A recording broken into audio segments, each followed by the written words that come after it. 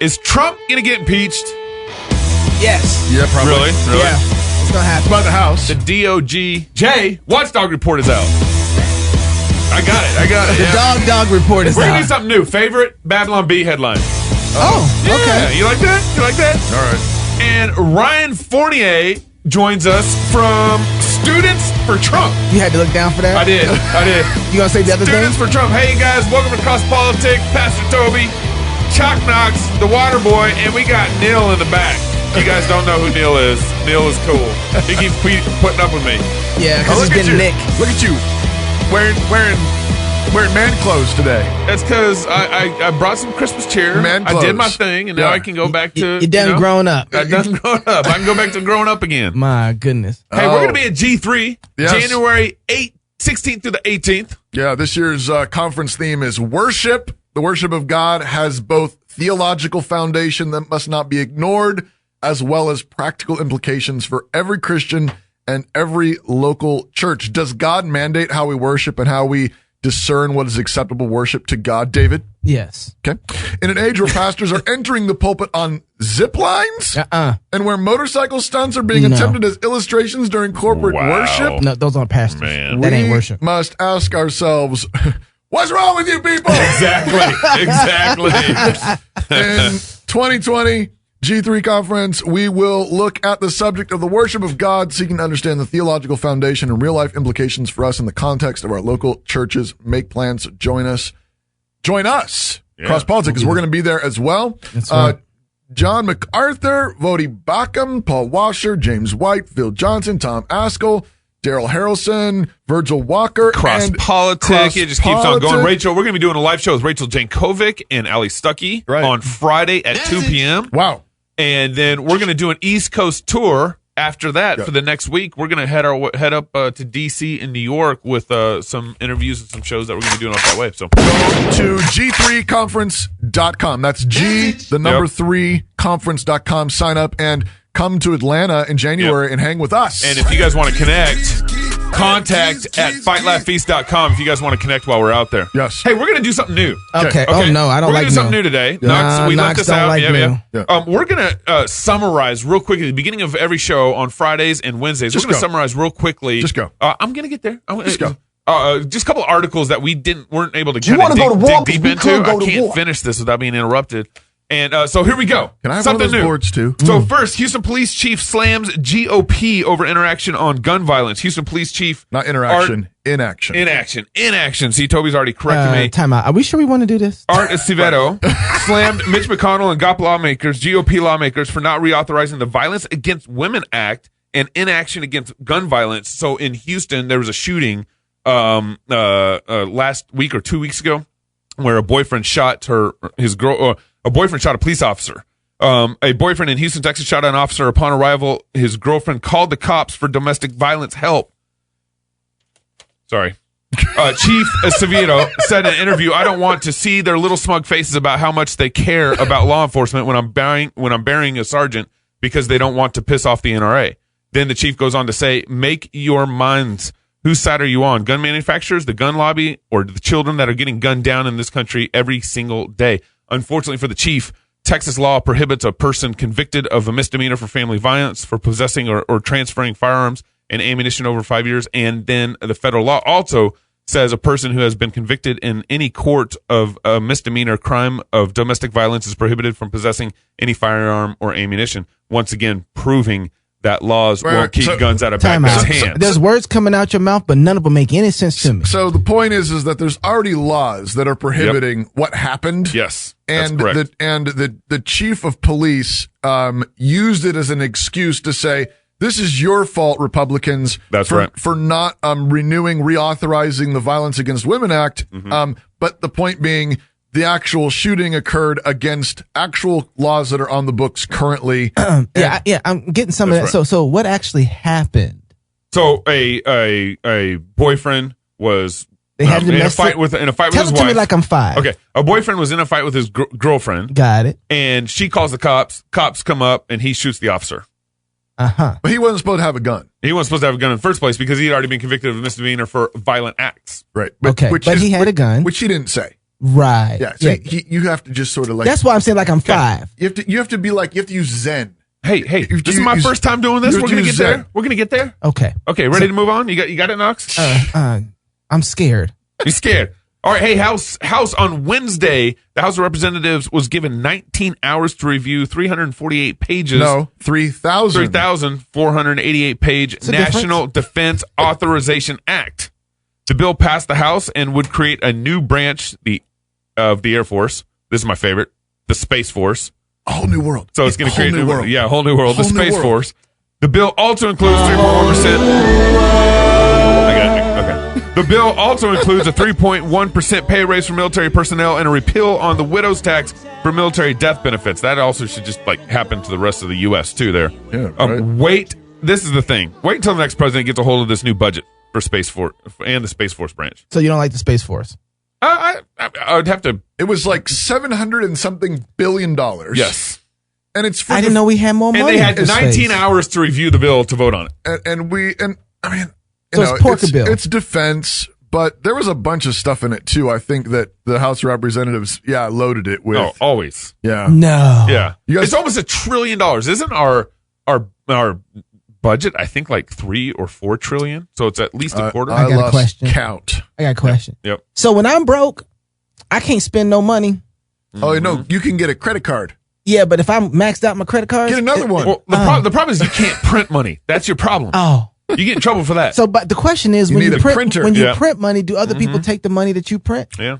They do? Hey, did you guys see the FBI is Ooh, you can take over this one. investigating Go for it. the Jersey City shooting as an act of domestic terrorism? You guys saw the video clips of all those dudes running down the street down with in their Jersey. guns Yeah, I saw and that. T-shirts and jeans and stuff, and you're like, what's going on? It's like a militia group. Yeah. Turns out they're undercover cops because there was a mass shooting at a Jersey City kosher deli last Tuesday. Yeah.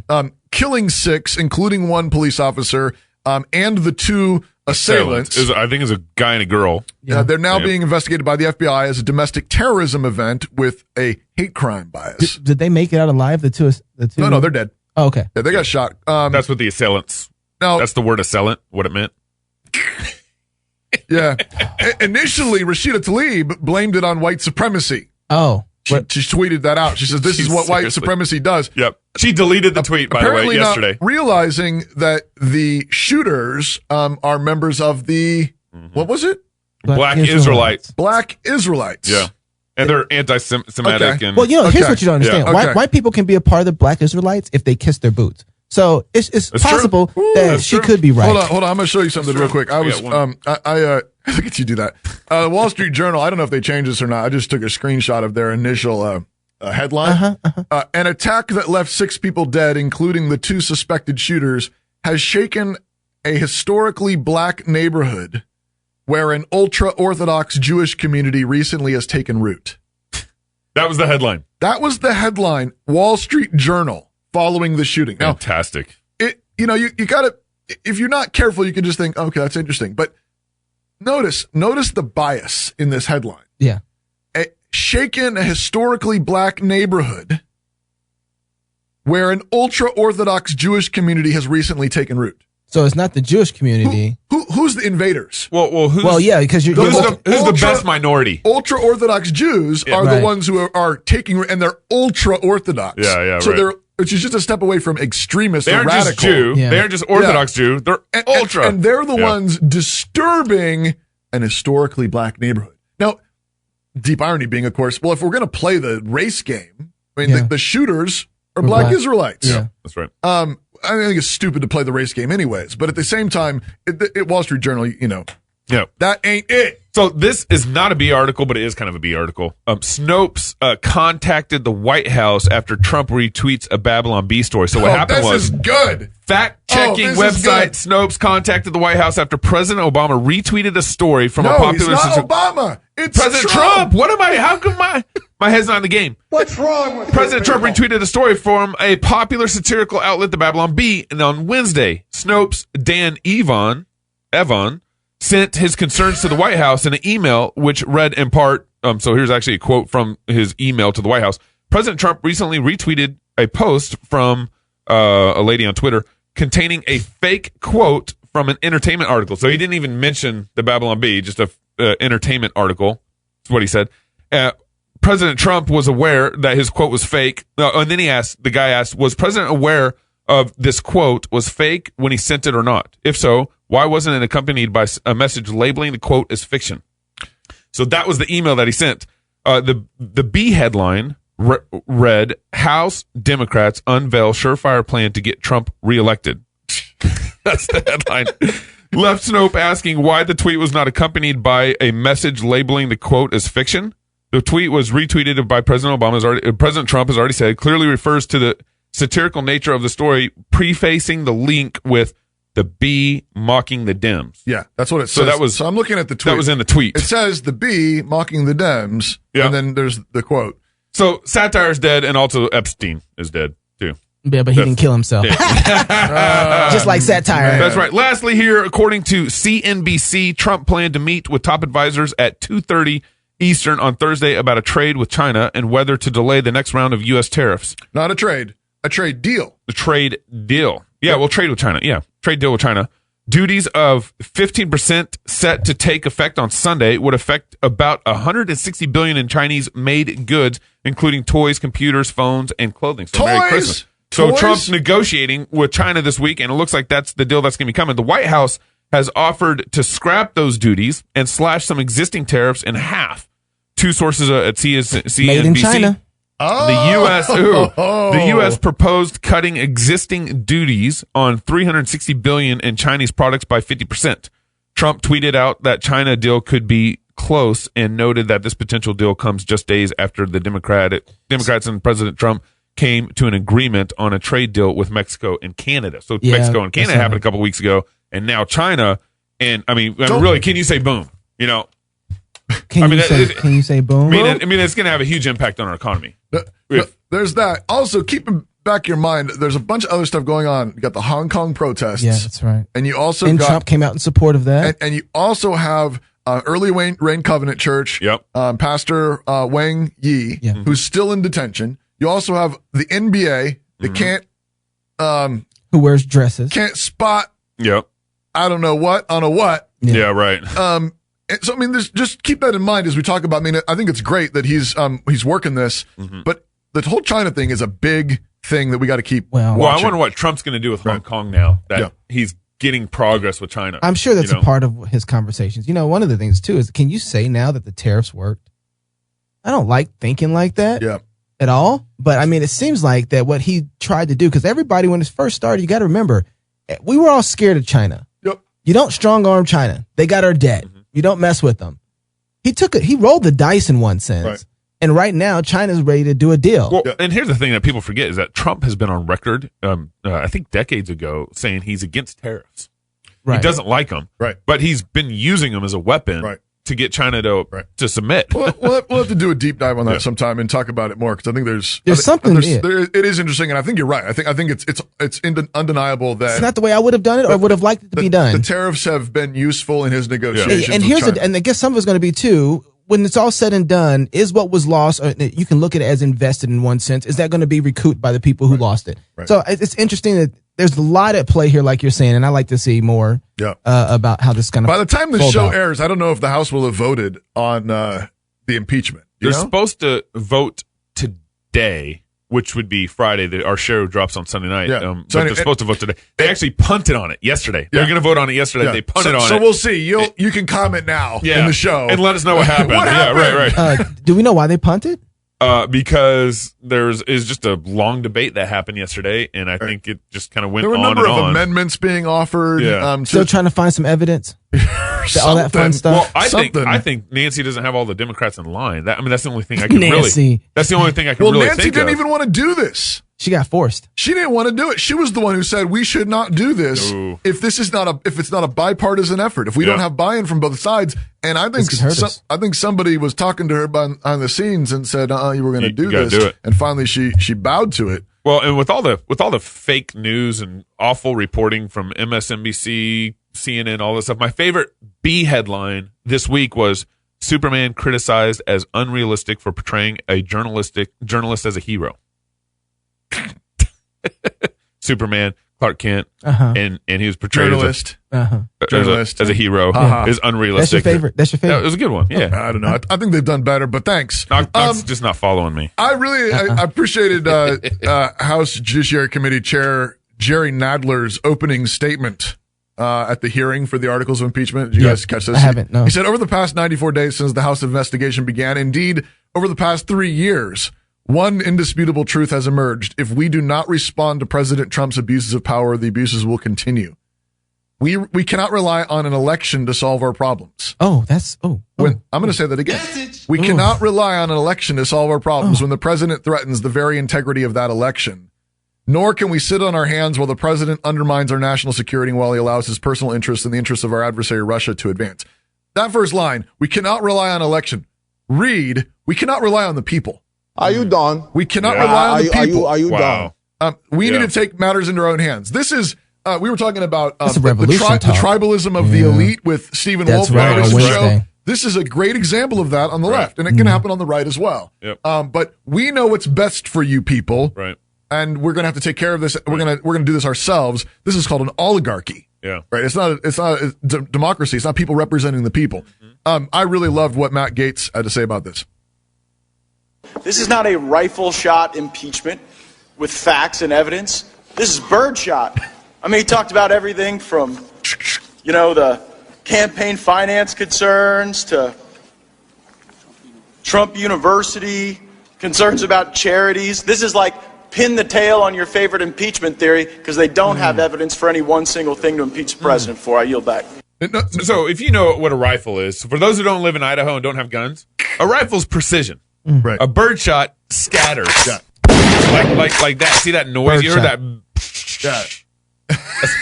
Was that how you do it deep down in Texas? I don't know. Was that That's not good? what it sounds like at all. Oh yeah, but it lines up though exactly with what the Judiciary Committee Chair Jerry Nadler was saying. Like, I mean, it's not zeroed in on he did this thing, right? Therefore, and there's evidence. Well, and it was. They were trying to zero it in. Remember, it all started with quid pro quo, right? Then it moved to bribery, which is actually an impeachable offense, right? It's actually listed in the Constitution. As a presidential impeachment. How'd that work out for them? They find bribery? No. Oh, they ain't find bribery. What they landed on was abuse of power and obstruction of Congress. Yeah. Abuse of power, which is vague and open-ended, and then not obstruction of justice, but obstruction of Congress. Yeah. How do you obstruct Congress when they're having an impeachment on them? Yeah, because he would not. He and his cabinet would not just submit to whatever the Congress was asking him for. So if the prosecuting attorney if I don't give them all the stuff that they want from me, if I'm defending myself, that's obstruction. Right. That's the thing. That's my case to defend myself. Why'd I give you all those pieces? And back of all this too is a really interesting discussion of separation of powers. Yeah. For the president, for the executive branch to say, no, if you're going to do something, you do it. Yeah. You come up with your own evidence. Exactly. Yeah. If you want to make a case against me, I'm not going to help you build your case against me. Absolutely.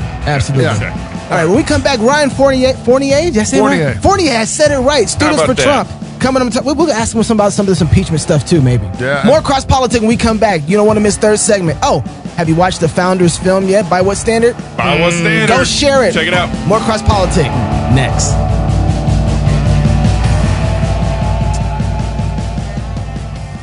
Classical Conversations supports homeschooling parents by cultivating the love of learning through a Christian worldview in fellowship with other families.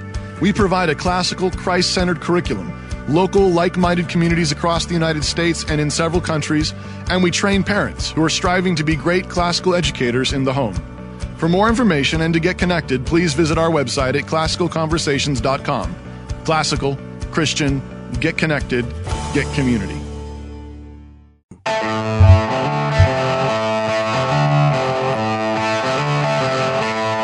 Don't do it. Nope, I did. Hey. Oh, look at you. I'm so proud of you. Look at you. You know, I gotta pick up the Christmas cheer around here, so I pick and choose my battles. I guess. Thank you. Welcome back to Cross Politic on the Fight Laugh Feast Network. This segment is brought to you by Moscow Family Dentistry.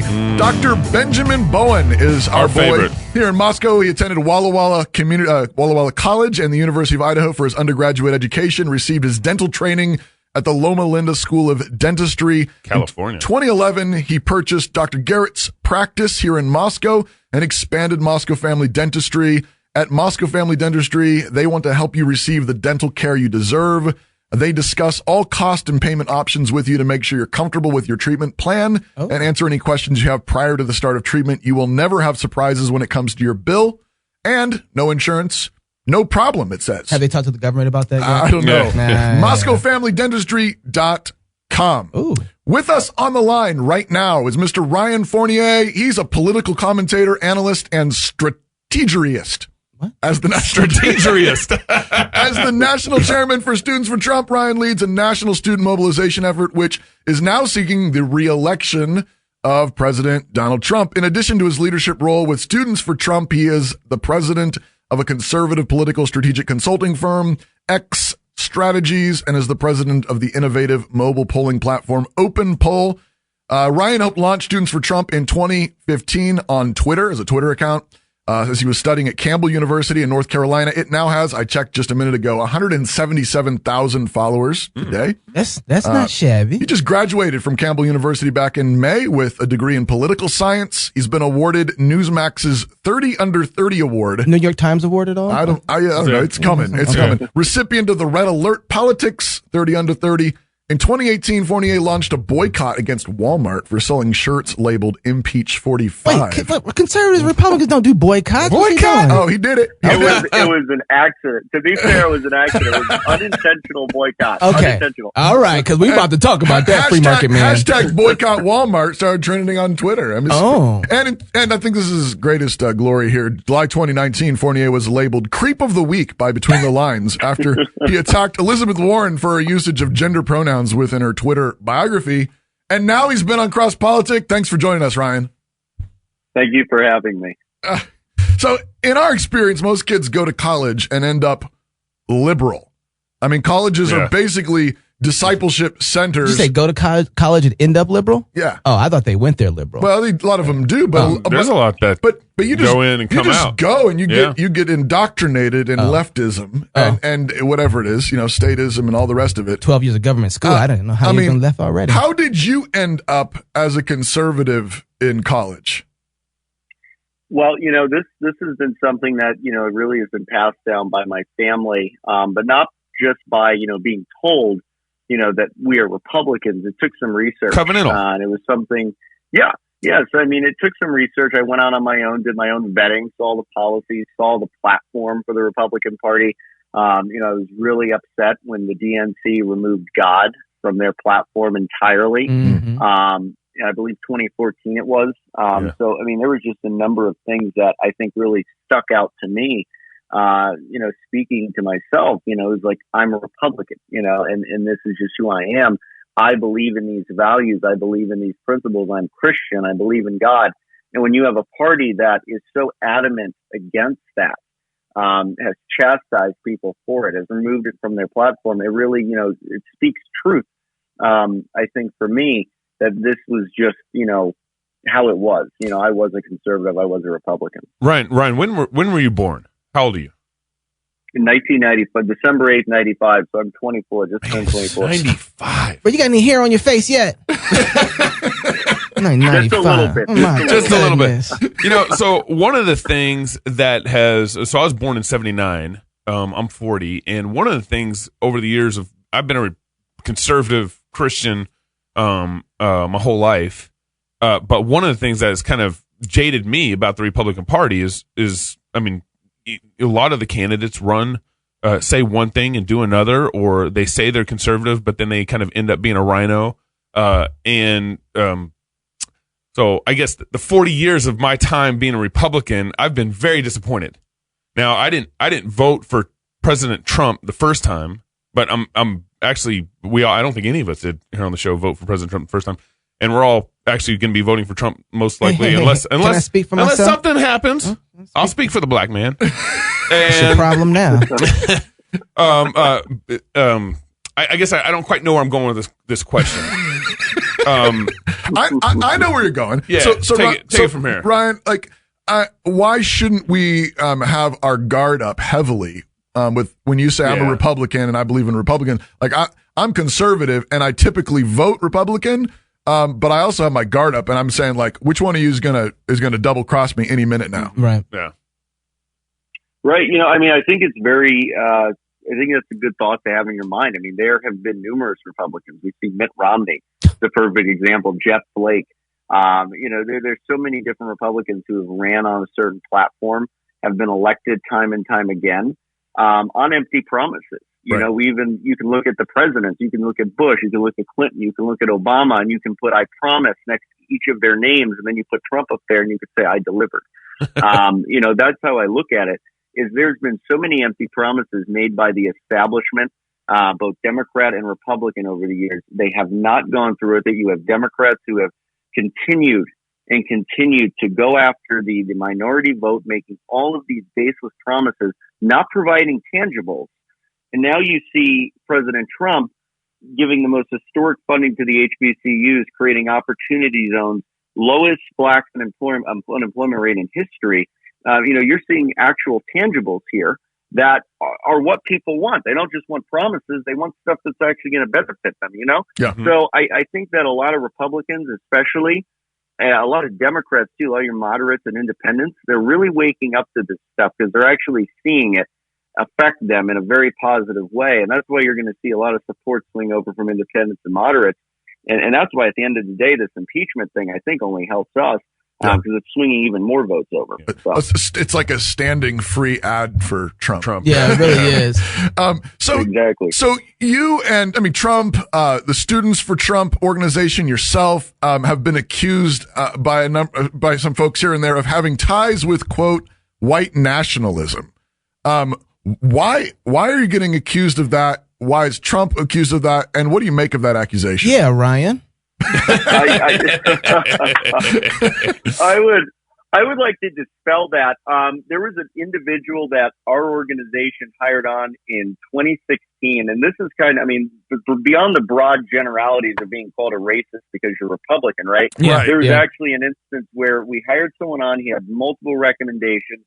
Worked for Rand Paul's campaign as a regional director. We brought him on as our national field director in 2016. After Trump wins, after the guy leaves the organization, he starts making YouTube videos and comes out as a white supremacist. Unbeknownst to all of us, because he showed no signs of it or anything like that, was just a normal guy. And, you know, all of a sudden this happens. And so we've had some flack from that situation, which, you know, honestly is beyond us at this point. But I think that's why we get some of that stuff too from the media. They like to point that instance out. Wasn't that kid from Washington State University? That kid? Yes. So we're 7 miles. We're 7 miles from WSU. Right. Yeah. So you're close then. Yeah. You were close. He was a big problem. And you know, he just came out of the woodwork with it. Nobody really saw signs with it. But I mean, in general, remember that. You know, in terms of Donald Trump, you know, it seems like anything the guy does, it's you're racist. They go back to that, you know, that term, that word. It doesn't have to be anything racist. He could literally, you know, just make a comment on the economy. Or this thing that he said about Greta Thunberg yesterday. Right. And all of a sudden I saw comments in there saying you're racist. It had nothing to do with race. Right. He just was saying the kid needing to handle anger management issues and however people think of that, whatever. Yeah. But then you have people in the comments section. I was reading yesterday, a top liked comment had 400 likes and it said, "You're just a racist old man." Like that has nothing to do with that comment. That's hilarious. That's because you're not sharing their worldview. I think it's just the fallback term. I think it's just the fallback term. They don't like it that there's a guy in office who defeated them, you know, really decimated them in 2016. They tried multiple times to get rid of them, so they're just throwing mud at a wall and hoping something sticks, and nothing is working. Yeah. I want to talk about 2016 in a second here because I have a few questions, but before I get there, do you think that the reason white nationalists support somebody like Trump, or you see them kind of come out the closet and support Republicans or conservative in the campaigns like this, is because they're concerned about making sure that they get theirs? I mean, is there a feeling that even amongst white people that right now you have the borders being pushed upon, you have all the money that's being handed out, and there's a sense affirmative action, whatever, and there's a sense that, oh my goodness, what about me? Am I going to lose out on mine? And Trump kind of looks like he's going to support to them, making sure that they don't lose out on their future. No, I don't think so at all. I think, they've got to fall somewhere, right? I mean, they've endorsed Democrats in the past. They've endorsed Republicans in the past. In fact, David Duke, I think, just endorsed AOC, or Ilhan Omar. I can't remember which one it was. Yeah, literally. So that's why I'm saying I don't think they know what they want. I think that they somehow thought like America First was supposed to be representing everything about them, when that's not the case at all. America First is really just to represent economic values, bringing our country back to success, to where we were landing on the moon, where we were defeating enemies overseas, bringing back, strong economy, a booming economy, the baby boomer generation, the greatest generation. These are things that, are the tangibles here that we're seeing now with the economy. We're seeing jobs coming back, low unemployment rates. We're seeing the USMCA trade deal be signed. There's a number. I could send you guys a list. I would be here all day labeling off the things that he just did in December. Yeah. I just got a list sent to me about accomplishments that was updated, and it was all throughout the year. It's literally 25 pages long of accomplishments, and it's like bullet point It's like a whole entire thing, all sourced. And I was reading through it today to get some notes for this, and I was thinking to myself, I've never seen anything like this. Especially with the judges. we got to talk about that.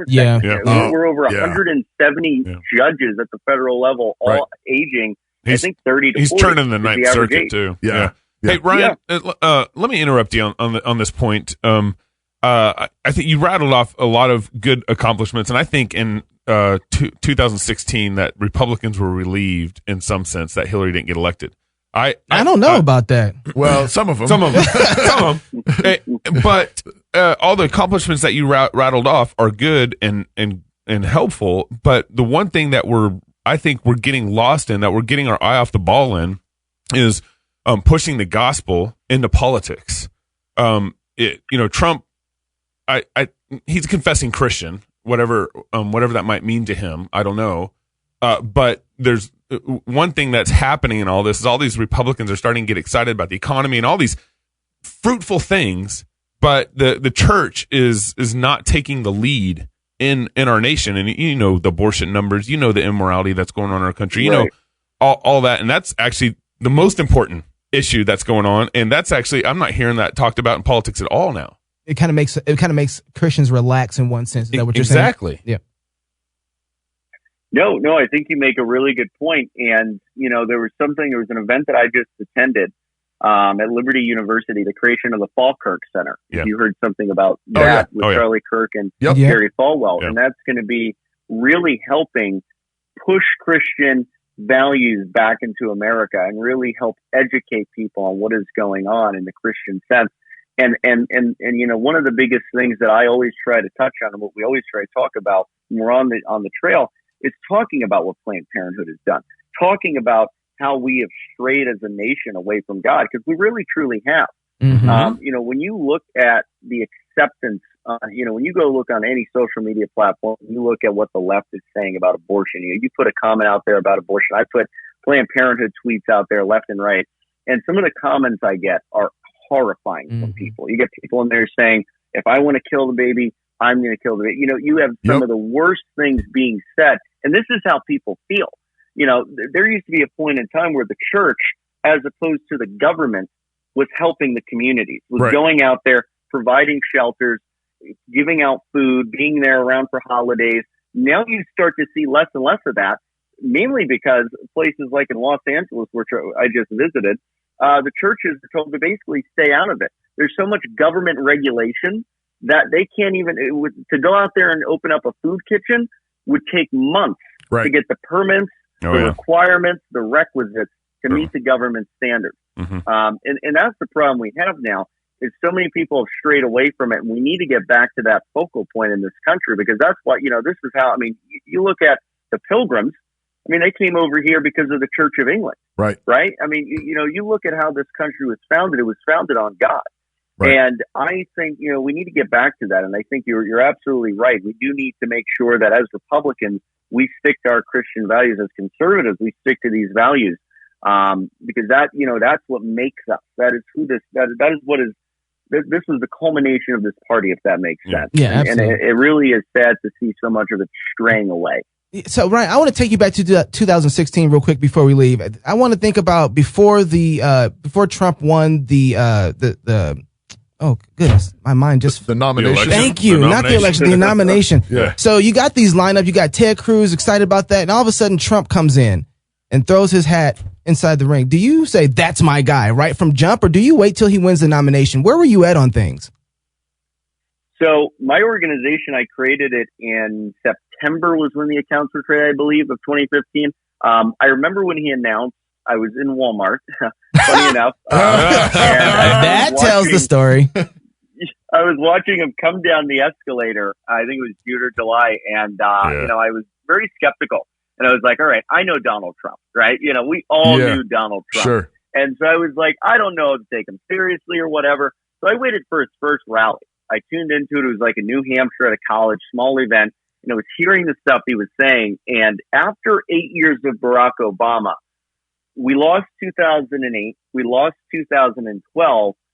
If we're going to apply that same formula of the typical politician going up on a stage, saying the typical thing, making the typical promises, you look at what they've done as a senator, not as great. It was to me, in my mind, we weren't going to win this unless we had an outsider.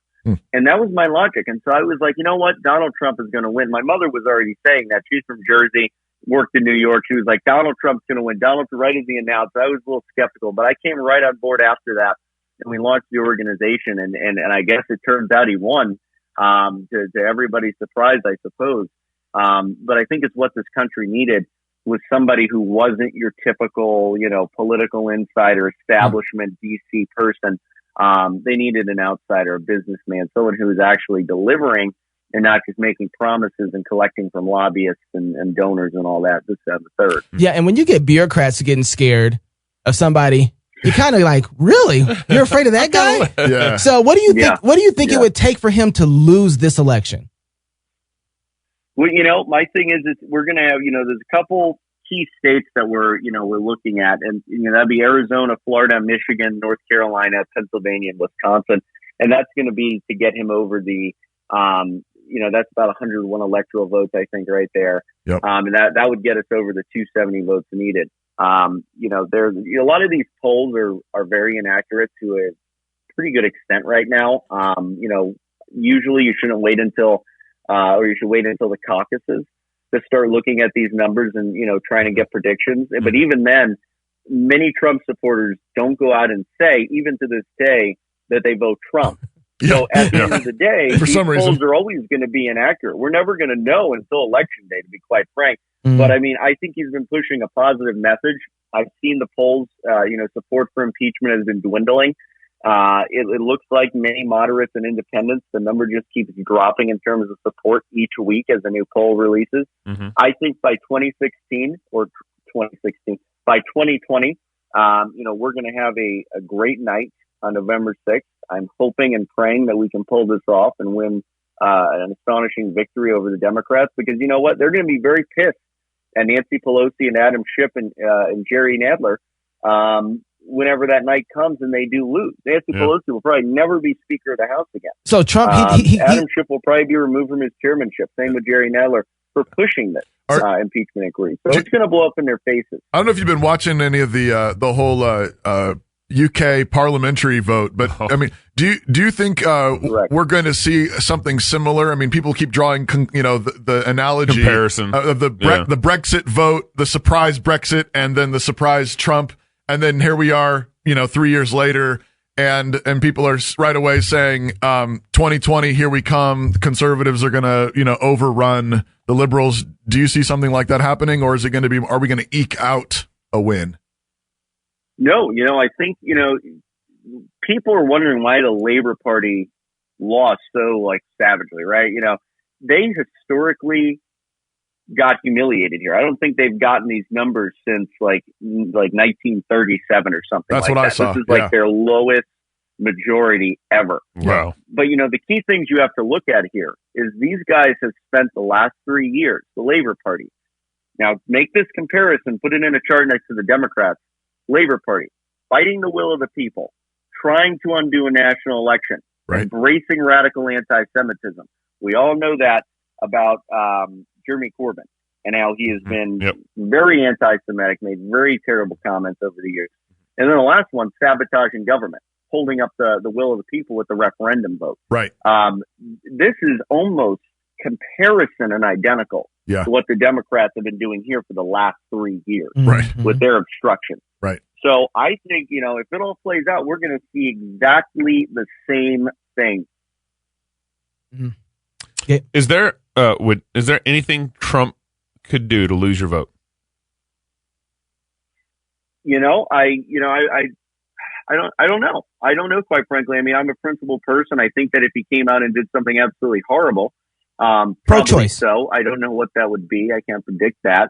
But I've been on the Trump train for a while now, and from what I've seen, especially with the recent impeachment, I mean, there's nothing with collusion. Adam Schiff claimed for months he had evidence that he didn't. Democrats have made very erroneous claims, and there's been nothing to back them up. Yeah. And so it almost does seem like a coup. It almost does seem like they're trying to get rid of him without having the right evidence or the right footing or really anything. It just seems political. And until anything proves otherwise, I'm going to be supporting President Trump through 2020 and voting for him again. I just can't see a reason as to why. I think that he's done a lot for this country. He's strengthened this country. I think that, it's just a lot of people who are still butthurt about 2016, and they can't get over it. So, I mean, I don't know how you guys feel about it, but I mean, I definitely think for me, I will be voting in 2020. And I think, I think it's going to be a good one. So, yeah. I think between all the stuff you've mentioned, the economy stuff, I'm appreciative of. I think, I don't remember a Republican president being as outspokenly pro-life as Trump, honestly. I mean, the reason, I mean, I didn't vote for him initially because I didn't trust him, honestly, and I was concerned about some of the moral issues, but I don't remember somebody being as outspoken as he has been on the issue of life, and all the judges that he's appointed. I'm there. The judges thing kind of really wins me over. It's pretty huge. That's 40 years of what's coming. Anyway, hey, Ryan, what's your website that we can follow you at, and how do we keep up with you? Yeah, so just check me out, Ryan Fournier, Fournier. I'm on Twitter, Facebook, Instagram, and RyanFournier.com. Awesome. Hey, Ryan, thank you for joining us, brother. More Cross Politic when we come back. So if he shot Ryan, somebody, you shot somebody in the head, you still vote for him? Just wondering. I don't know about. I think that might be the thing they get him on. Worship is not our idea of trying to please a benevolent being. Worship ultimately is something that God Himself demands of His creatures.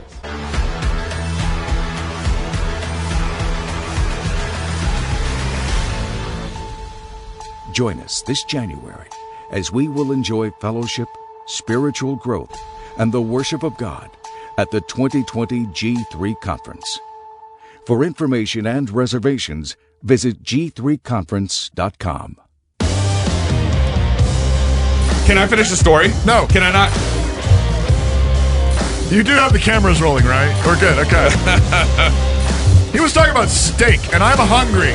Stop it. And the shrimp. Welcome back to jumbo Cross Politic, shrimp, deep fried on the Fight Laugh Feast Network. Hey, What did y'all drink before the show? I just want to point out that our boy, Chocolate Knox.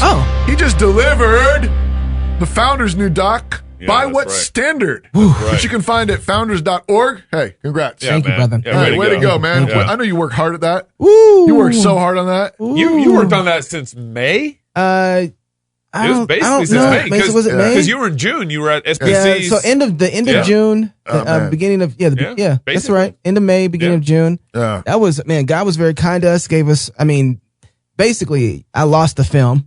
We went to Southern Baptist Convention. Right, and then you had to remake it. We had one idea that we were doing, and we had people engaged, and the film just kind of, after the trailer, everybody split and fell apart. Yeah. You know, that was crazy.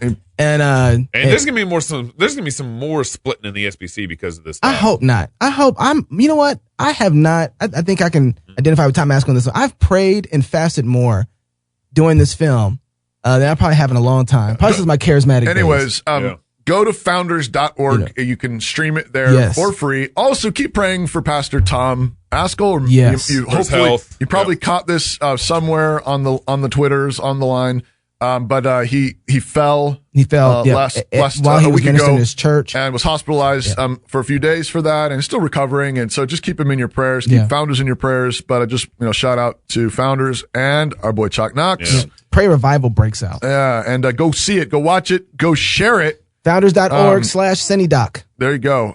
Also, of course, big in the news was last week, the Inspector General Michael Horowitz released a report showing Sounds like a Harry Potter name there. Showing his findings regarding allegations of surveillance abuses, and found that the FISA process, which is the Foreign Intelligence Surveillance Act, it allows for the FBI to get occasional permission from a court to tap or to spy on somebody. Without it being public information that it's happening. His report found that the FISA process was significantly flawed and marred by how many? 17 significant errors or omissions. Particularly in the FISA application for spying on Trump's campaign. Carter Page, who was a former Trump campaign guy. Are these grammar mistakes? No. Oh, okay. No, not actually. I think Ted Cruz summarizes it really well, and then we've got a couple. Josh Hawley as well. So these are the kind of mistakes we're talking about. Yeah. So the men and women at home need to know what's happening. A lawyer at the FBI creates fraudulent evidence, alters an email. That is in turn used as the basis for a sworn statement to the court that the court relies on. Am I stating that accurately? That's correct. That is what occurred. Right. So alters it. So he completely changes the email. Yeah, one of the most kind of like Resolution 9. Did I say that? Sorry. There's some background. You gotta watch the movie. Watch the movie. You gotta watch the movie. The thing he actually one of the most astonishing problems was that an email was actually altered, and it wasn't just altered. You can go check the rest of the statement that Ted Cruz is making there. It wasn't like stylistic altering or like, he made a spelling mistake. Like significant content. Or even like emphasizing something, which would still be tampering with it. Yeah. He actually made the email say the opposite of what it originally said. Oh, we call that lying. Yeah, and that email was one of the most significant things used as evidence to ask for the court to give permission to spy on Carter Page. Which basically, it's not Carter Page we spying on, let's be honest. No. We spying on Trump. That's right. That's really what we're trying to spy on. I mean, what's worse? Is it worse to have a foreign government trying to interfere in our election, or is it worse to have our own government? Because that's what the FBI did. Essentially, the Democrat Party bought themselves an FBI investigation. The Democrats went out and paid for this fake dossier. They fed it to the FBI, and the FBI used it to get surveillance of the Trump campaign during a presidential election. This has never happened before in American history. And the Horowitz report, the IG report, is really damning. It shows that the FBI bought this hook, line, and sinker. There needs to be some big league reforms there. So my question is, how much money does it take to buy off the SBI? Who? The FBI. How much did it take? It was Obama's administration and his attorney general. If we can buy off the FBI, there's a price on it. So was it? How much was it? Yeah, that's what I want to know. Yeah. How much was it? How much did the dossier cost? Yeah. Because that's the price it takes to basically buy off the FBI. And you got to have an opponent that everybody doesn't like. Right. So then those two things come together and you can buy off the FBI. One of the interesting things about his findings was that he declared that on the one hand, while the FBI's counterintelligence investigation was conducted in an inappropriate manner and was full of mistakes and errors and so on, he actually went on to say that it was not influenced by political bias. But didn't it come from Hillary Clinton? Yeah. So wait. Get out of here. Horowitz said that? Yeah. In his findings. And Attorney General William Barr immediately jumped on it and made it his own statement, saying that he disagreed with that part. Yeah. Thank you, AG. William Barr says, no, it was bad. And he said it was because what Horowitz wanted to maintain was that there was still enough probable cause related to some kind of Russian collusion stuff, that they just didn't they didn't go through the steps of demonstrating that appropriately to the court, but that there was still enough questions that justified the investigation. William Barr, but don't you need to shot back and said, I think it's worse than that. Yeah, because don't you need a certain amount of evidence to prove that this is worth investigating, right? I think you need to have a significant amount of evidence, not even just a little bit, to spy on people, to spy on incumbent president, and so they basically or a president who's running for potential president. Potential president, right. And notice the parallels here, guys. Of course, one of the Trump is being investigated for impeachment by the House. Maybe he's been impeached by now. I don't know. For supposedly, originally quid pro quo. Supposedly his conversation with President Zelensky of Ukraine, asking him to do us a favor. Notice they lied about that part. Yeah, they did, and wanted there to be some kind of investigation into Biden's connection, Hunter Biden's connection with this Ukrainian oil company, where he's getting how many millions of dollars a month? No, he was getting about anywhere from $50,000 to $130,000 a month. Okay. Some people are saying about 85. Okay. So Trump says maybe you should check into that. And remember back in the day, and it was even bigger than that. I mean, we got $7 billion at least unaccounted for. And remember, Biden is on record saying when he was vice president, when he saw something he thought was corrupt in Ukraine, said, we're not giving you the financial, we're not giving you the, what was it, some kind of $1 billion, something like that. Yeah, foreign aid, whatever stuff. It is. Yeah. And he said, I'm not going online, I'm not going to go in front of the cameras and announce that until this guy's taken care of. He has an attorney. And then he got fired. Son of a gun. That's son of a gun. And he got fired. And then he went on and did it. So all that's in the background over there. And then you have all this over here buying the FBI. Yeah. And so just you have to keep all that clear that there's absolute hypocrisy. That's right. We're not talking about equal weights and measures at all. Well, do you think it's I do find it interesting how Attorney Barr, William Barr, is been out in the media a lot recently. He's been speaking out a lot more. Is that kind of unprecedented a little bit? I mean, no, not so much. No, I don't think so. I mean, especially given how out there the impeachment stuff and all this stuff. I've actually he's far quiet more because when Obama's administration, you saw what was it, his attorney general was out there quite often. Eric Holder. He was, he was out there a lot. Yeah. So I saw him quite often. I had never seen the attorney general that much before. Right. But this is kind of interesting to me because I feel like we're in this is deja vu. When this whole thing with Trump and the FISA document and the Russian collusion came out, I was watching Hannity. Right. And he had went through all of this already. I was watching. I mean, this is not new information. No. This is old information that I feel like we're rehashing again. Right. Yeah. And I'm kind of at the point where it's like, well, let's do something. If we're feeling froggy, let's leave. Let's go arrest some people. If we got the information. Right.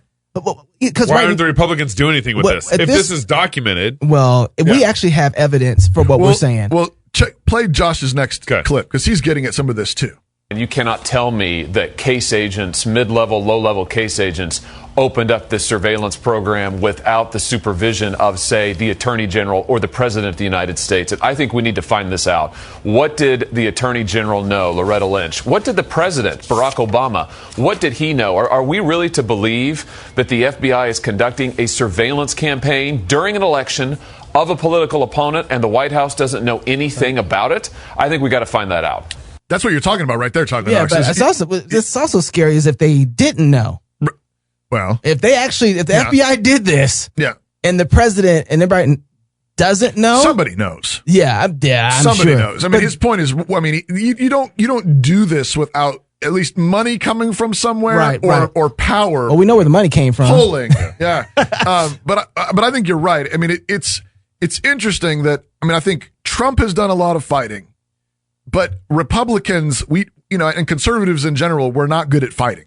Yeah. What do you mean by that? Well, because I say offense. Offense. We're not good at running an offense. We don't have a play, and it's because we're nice. Because we don't want to be troublemakers. Yeah, right. But there are certain kinds of plays that need to be run. Where you're running an offense. I would just add maybe one angle to this. So when a new president comes in his administration, you don't want to turn around and start going after the previous administration. Oh, sure. There is a little bit of that. Right. there. Which is why Trump's kind of in trouble, because he was like, I think Joe Biden's, kind of corrupt, there's something going on with the Biden family in Ukraine. Right. And they're all jumping all over that, like abuse of power.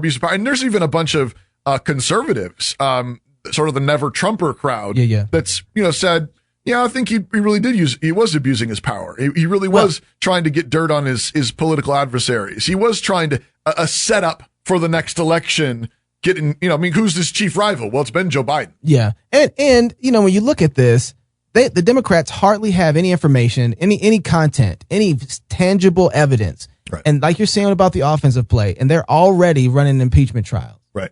And so here we are. We've had the FISA document. We've been able to make the connection that something's been going on here in the back for a long time. And what's really been done about it, other than it seems like the Democrats are saying, let's actually do something, put some boots on the ground. And what we're doing is saying, hey, let's tell everybody what happened. But Josh Hawley's actually saying, I want answers. Yeah. So I think he's getting closer to maybe actually doing something. We'll have to see if he actually does something. But we've had this information much longer than they've had the information about it's true. Whatever they consider a collusion with Trump. And they've moved further. I guess this confirms it. Yeah, but this is the same. Yeah, we do the same thing. Speaking of going on the offense, did you guys see the story of this last June?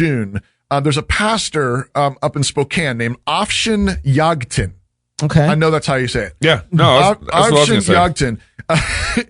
He attempted to enter a Spokane, Washington, South Hill Public Library. Spokane's just an hour and a half north of us. Right north of here. To pray for children who were attending a drag queen story hour. Yep. In the South Hill Public Library in Spokane. When Yagtin stepped onto the public property of the library parking lot, he was greeted with a slew of police officers confronting him and informed him that he would not be allowed on public property. Did he have a bomb on his body or something? Because he would, no. Oh. Yes, he did. A prayer bomb. His Bible bomb.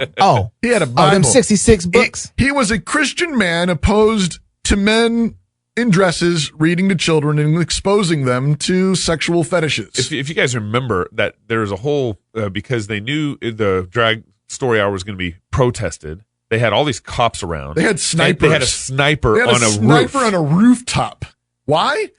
In order to make sure that a drag queen could read stories to little children.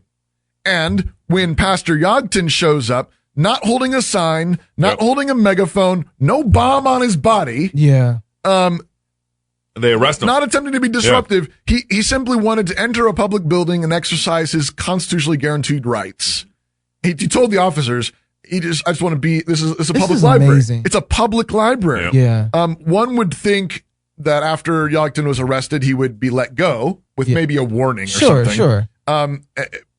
He wasn't threatening. He wasn't violent. He wasn't agitating anything.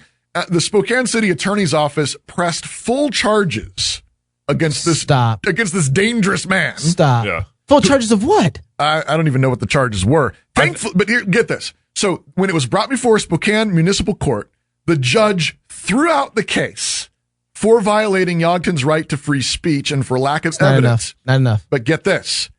You'd think that'd be the end of it. No.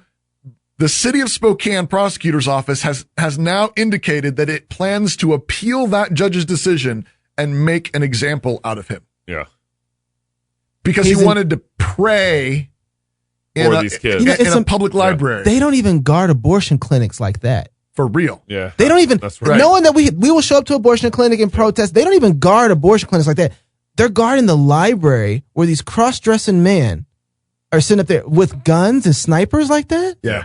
What does that tell you? When it first started, he's a Christian pastor. A Christian pastor Well, is the biggest threat. Yeah. That tells you where. So you want to know how easy it is to tear their community down? You want to tear this world down, this worldview? Go pray. Go pray. Yeah. Amen. You want to see how easy this is? One man. Right. One man in the whole city All wants the to police officers coming out. One man. Yep. Yeah. Just praying. Right. Well, and That's how easy it is. This is a house of cards. Right. And you want to know what's valuable to Spokane? Is what they protect. Of course, that's my whole point. Sure. They have an abortion clinic there. They're not Right. protecting that the same way. Yeah, that's right. So I mean, honestly, if we want to destroy this world, you want to see people convert, you want to see this thing go away, so go pray. Yeah, this all this, but it goes back to still the fact that public space is not neutral. Is not neutral, right. and it is inherently moral. Absolutely. There will always be a God worshipped in the public square. The only question, it's not whether, but which. Which God is going to be worshipped. Which God is going to be honored. Which God is going to be worshipped. There's no such thing as a neutral public square. But conservatives have been played on that issue. Conservatives for decades. That's what I wanted to bring up. Is that's what I mean. I don't know if you guys saw last week. There was this big brouhaha. I think Matt Walsh might have been the instigator for saying that he was in favor of enforcing obscenity laws against pornography. Right. This is actually kicked off because I think there was like 4 congressmen who actually wrote a letter to Attorney Barr, right? Wrote a letter to Attorney Barr, pointing out that there are obscenity laws on the books still, federal statutes regarding obscenity, and asked him to enforce it with regard to the proliferation of pornography and the sex trade and all the rest of it in our country. And Matt Walsh tweeted out support for it, and the conservative wing of Twitter went berserk. The libertarian conservative wing. Yeah, right. Yeah, a bunch of Christians in favor of keeping porn illegal because of individual rights. Because and their argument is basically they're saying, I don't want the state involved in what I view on the internet. Yeah, that's right. So it's a libertarian argument. I don't want the state involved. But here's the thing: the state is involved. And it's inherent. There's already there's a moral shape to what is and isn't allowed. You're going to have cops escorting a Christian pastor to prison, to jail for showing up to pray in a public space. Then we already got it. Right. Yeah, it's not. The state's already there. People are thinking that the things that they're watching materialize out of thin air. Right. What you get on the TV screen, you're going to get in the real world, and that it doesn't affect. That's exactly it right. doesn't affect society. Exactly, but you have to get people in the room to engage what you're watching. Right. You have to create a world first before you even get a chance to get that on your screen. That's right. So the question isn't about your privilege to be able to watch something. It's the thing that's happening. Right. Yeah. It's the thing that's happening. It's something else is going on before you even get a chance to watch it. Right. Yeah. That's at the core of this. All the prostitution, the kidnapping, the sex slaves, all that stuff. That all matters. Right. And this, I always tell guys who are struggling with this, you need to remember that there are women being mistreated on the other side of this. Yeah, right. They're being mistreated. And they're not being treated like women at all. And many of them have been trapped in it. Many of them, and I'm not taking away their standing as a moral agent before God and the choices that they make. Right. But many of them have been abused into it, have been threatened into it, are now addicted to drugs and alcohol and all kinds of other ways in which they've been mistreated and harmed. And you're participating in that. The other side of this is that we need to recapture, the Christians need to recapture the sense of the meaning of the word abomination. The word abomination, it means it's something that corrupts the land. That's right. You need to think of it like pollution. You know, how pollution gets in the water, pollution gets in the air, and we care about it. And so if a company is dumping pollutants into the water supply, it affects all of us. And they can't say, hey, what I do on my property is my business and you leave me alone. No, what you're doing on your property is messing with me and my life. And sexual sin is identified in the Bible as that kind of pollution. Abomination. And when two men are committing an abomination sexually, that's infecting the public space. The land. The problem is we have a false dichotomy about how that works. We think there's natural and spiritual, and the two shall never meet. It doesn't work like that. No. It doesn't work. And actually, to go to your point, if my people who are called by my name will humble themselves and pray, then will I hear from heaven and what? Heal their land. So it's all connected. It's not just one thing that's happening over here and it's not. No. But the point is that we want our laws to honor. We want them to submit to God's law. That's right. The only option you have is God or man. That's right. The tyranny of man or the kindness of God and his law. And people say, well, I don't want to regulate this. But dude, it's getting regulated now. Yeah. And so again, you want a bunch of guys to figure that out? Yeah. People like running the FBI, people running this impeachment show. Dossier files. Yeah, you want them running this? Or do we want to just say, what does the Bible say? The law of God is far more gracious than the tyranny of man. Amen. If you're single, get married. If you're married, have kids. And if you have kids, go baptize them. Come on, do it. Until next week, love God with all your heart, soul, mind, and strength. Love your neighbor as yourself. Go fight, laugh, and feast. This is Cross Politics. Have you watched that Founders documentary yet? Join the club.